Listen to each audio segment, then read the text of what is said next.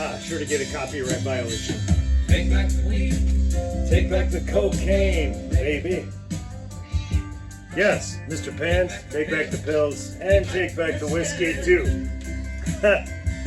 I'll never forget the time my senior year, a buddy of mine came into art class with his eyes this big and was like, Ron, last night on WGLR, the country station, they played this Willie Nelson song where he was talking about weed and cocaine and I was like, oh yeah, I know that song. I have it on vinyl. He's like, yeah, but I'm still, honestly, I can't believe they played it. I wouldn't believe it if it weren't for this kid being the guy he was. I know he wouldn't josh me about such a thing. But let me digress. Hello, welcome to Drinks with Ron. I'm Ron, and I've had multiple drinks, which is against the format of the show. You know the format of the show, maybe you don't. I only got 12 steady viewers, so let me run you back. Generally, it is me telling a story off the cuff as I am having a drink, but before I'm drunk. I think we've crossed that threshold. It's too late now, so we're just gonna forge ahead. And with that thought in mind, let me show to you my drink for this episode. It's cucumber water. It's amazing. I grew a bunch of cucumbers. I grew tired of pickling, so much work. And then you gotta eat so many pickles. That's not at first you're like, I'll have pickles to eat all the time. And that sounds like a positive. But then you go through the thing and you're like, I'll have pickles to eat all the time. Not so much positive, generally.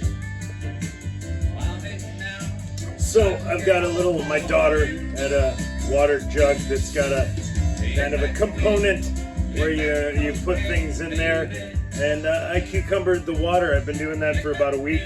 I feel like it's magic. It's magic super water. It makes me immune to things. That's what I believe. So I feel really good about it. But I need some hydration because I was at the 170th anniversary of the Potosi Brewery here in Potosi. It was in Potosi, Wisconsin. Here in Wisconsin. But it was also the re-release of an old beer, Holiday beer. That is a brand that carries some cachet, some cash. I don't like to say cachet. I like to differentiate. But it's a brand. I remember we used to have a bottle floating around the house, a 32 ouncer. I think it was my dad's, probably from the 70s. I'm assuming they quit making Holiday probably in the 70s. So I looked online. They were releasing it at 2 p.m. today, tapping of the first keg, and somebody won the right to the first beer on the aforementioned WGLR just this Friday, just yesterday, just some 36 hours ago. Not even. Someone won the right to the first beer. The majestic very first beer off of this newly recreated, this resurrected beer, Holiday. But yeah, I looked online, and since they quit making it in the 70s, there's really nothing about it other than that it existed. You can Google and find out that Holiday beer from Potosi Brewery existed. And you can see pictures and labels, and that's it. So I really was going in blind. And this is one of those things, like I said, we've had a bottle of this floating around for, obviously 50 years. But I have a recollection of it going back some 40 years. It was under the sink in the basement bathroom of my mom's house for years. I don't know why. It's just like, here's a 32 ounce of Holiday beer. And at one point, it just disappeared. So we don't know where it went. The Holiday beer is gone. It might be worth a little bit of money. So it was a thing I saw when I was a kid. I always wondered, I wonder what this is like. I didn't know what beer was like at that point, but I wanted to know what this beer was like. I tried Old Style. I wasn't a fan. I thought maybe Holiday would suit me better. But it's weird. It harkens back to a time. Harkens, he said. Douche or no douche. But it harkens back to a time when every one of these little towns in Wisconsin, and as you would progress out west, they would have their own brewery. Everybody likes beer. Wisconsin, known that there's some great water. That's one of the big selling points still of the Potosi Brewery is the water sourcing. So yeah, every little town had their own brewery. It wasn't efficient to lug it by horse-drawn carriage to the next town over. Like, that was stupid. Why would I make a beer in Potosi and then horsey drive it 20 miles and then shake it all up? You know, inefficient. They can't carry a whole lot. Why would I drive that to Boscobel, 60, 70 miles away? Why didn't Boscobel have their own brewery? Well, they did. Everybody had their own little brewery. Your beer was sourced locally. When I was a kid, I remember the Boscobel brewery was just a collapsing heap of stone. That's all I remember, but that was another one where I always wondered, what the beer they made there was like. What was different about it?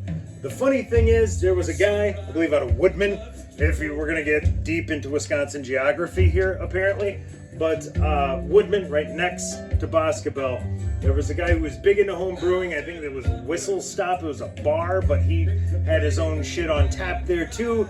I'm not clear how it worked, but I met the guy. He opened a little brew pub in Platteville, since we're going to stick on the geography kick.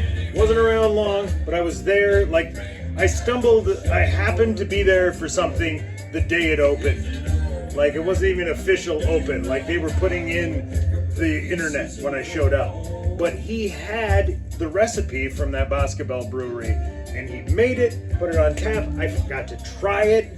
It was basically more along the lines of a Budweiser. There was rice in it, very light. It was a good beer. But yeah, being in Wisconsin, I have that natural beer nostalgia built in. So you tell I had to wear this hat. It's a typical douchebag thing you would do. I got the beer shirt. I mean, can you be more on the nose, hipster, douchebag, homebrew, craft brew guy? I submit no, you cannot. So I was excited to get to this thing. I went through the drive-through and it took a while. So I did not make the 2 o'clock tapping. I feel bad about that. But I was told they did a whole countdown and then finally tapped it, and the winner got a big glass off the tap. The very first beer, which if you homebrew, you will know, can be a little foamy. So apparently she got that much foam and that much beer. She said, it's more ceremonial than good. I wanted the first beer to say I had the first beer. I would have been happy with that much, I can tell you that. But yeah, I went down there, I drank about 5 of those. He bought a glass, which I did. $15 for the release of a holiday, and